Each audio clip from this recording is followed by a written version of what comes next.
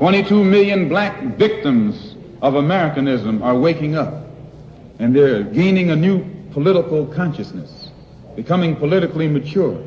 And as they develop this political maturity, they're able to see the recent trends in these political elections. They see that the whites are so evenly divided that every time they vote, the race is so close, they have to go back and count the votes all over again.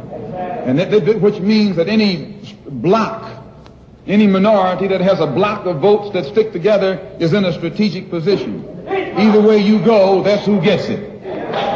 You're in a position to determine who go to the White House and who stay in the doghouse. You're the one who has that power. You can keep Johnson in Washington, D.C., or you can send him back to his Texas cotton patch.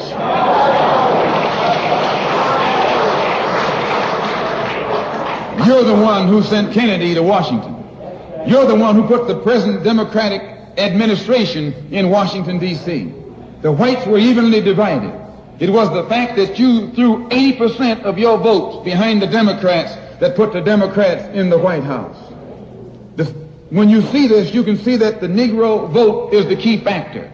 And despite the fact that you are in a position to be the determining factor, what do you get out of it?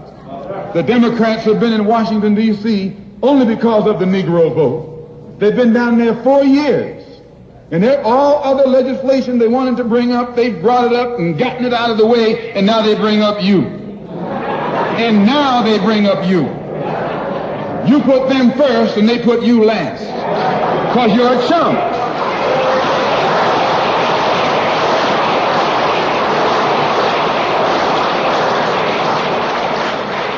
A political chump.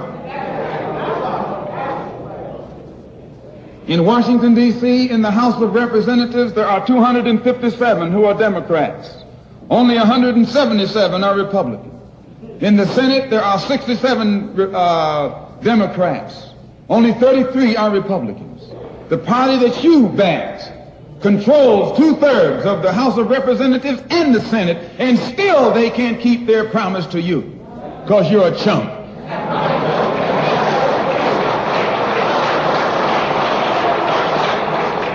Anytime you throw your weight behind a political party that controls 2/3 of the government, and that party can't keep the promise that it made to you during election time, and you're dumb enough to walk around continuing to identify yourself with that party, you're not only a chump, but you're a traitor to your race.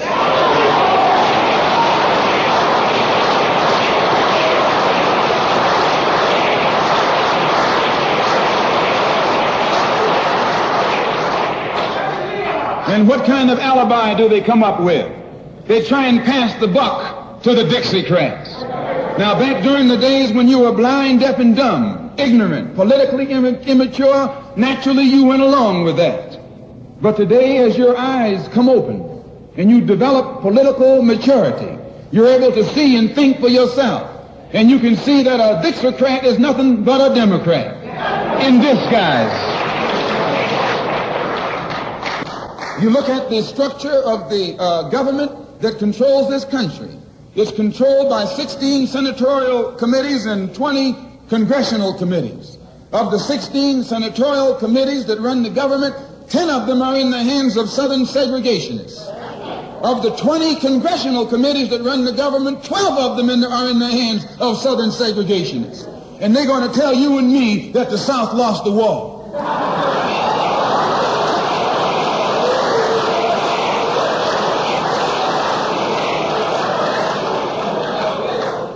Today are in the hands of a government of segregationists, racists, white supremacists, who belong to the Democratic Party but disguise themselves as Dixiecrats. A Dixiecrat is nothing but a Democrat. Whoever runs the Democrats is also the father of the Dixiecrats, and the father of all of them is sitting in the White House.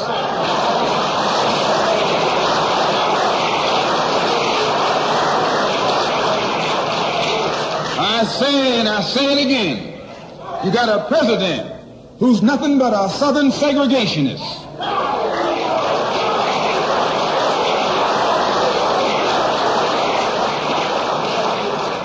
from the state of Texas. They'll lynch you in Texas as quick as they'll lynch you in Mississippi. Only in Texas, they lynch you with a Texas accent. In Mississippi, they lynch you with a Mississippi accent. And the first thing the cracker does when he comes in power, he takes all the Negro leaders and invites them for coffee to show that he's all right. And those Uncle Toms can't pass up the coffee.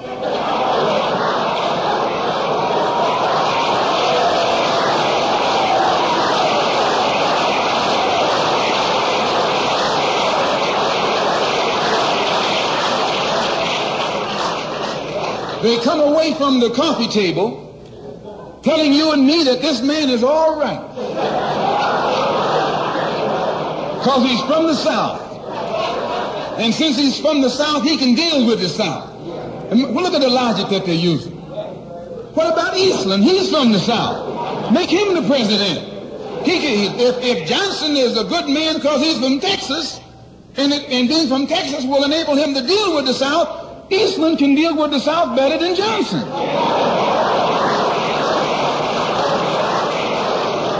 Oh, I say, you've been misled. You've been had. You've been took.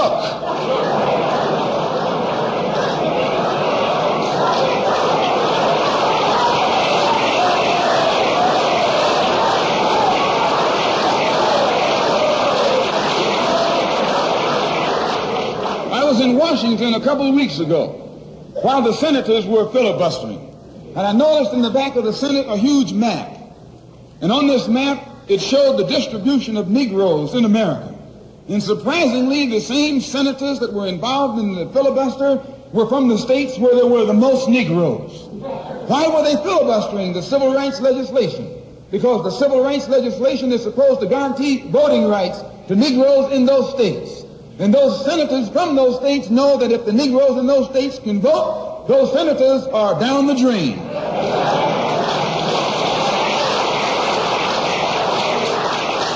The representatives of those states go down the drain.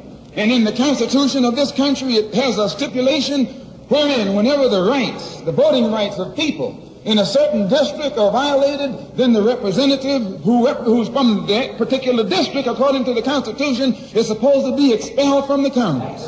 Now, if this particular aspect of the Constitution was enforced, why, you wouldn't have a cracker in Washington, D.C.